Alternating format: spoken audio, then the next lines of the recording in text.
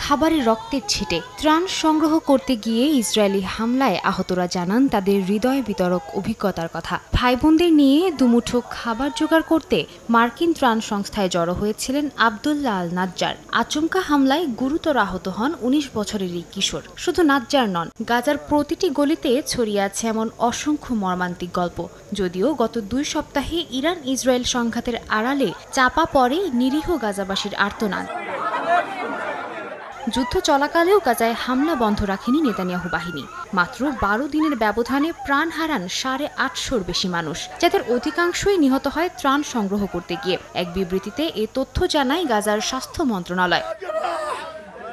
স্থানীয় সময় মঙ্গলবারও অবরুদ্ধ উপত্যকায় আগ্রাসন চালায় ইসরায়েল। এতে ত্রাণ নিতে যাওয়া বেশ কয়েকজন নিহত হন। এক প্রতিবেদনে এ তথ্য জানায় আল জাজিরা। একই দিন খান ইউনিসে জড়ো হওয়া ইসরায়েলি সেনাদের ওপর হামলা চালায় আল কুদস ব্রিগেডসের সদস্যরা। এতে বেশ কজন হতাহত হন বলে জানিয়েছে গণমাধ্যম।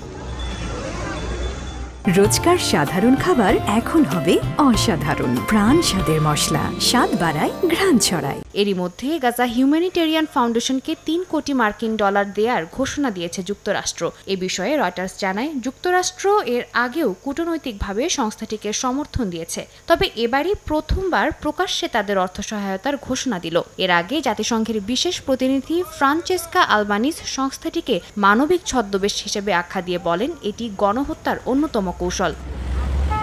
এদিকে ইরানে বোমাবর্ষণ বন্ধে ইসরায়েলকে সতর্ক করার পর এবার গাজা যুদ্ধ থামাতে প্রেসিডেন্ট ট্রাম্পকে হস্তক্ষেপের আহ্বান জানিয়েছেন আরব মার্কিন অধিকার কর্মীরা। সাদিয়া তাসনিম, সময় সংবাদ।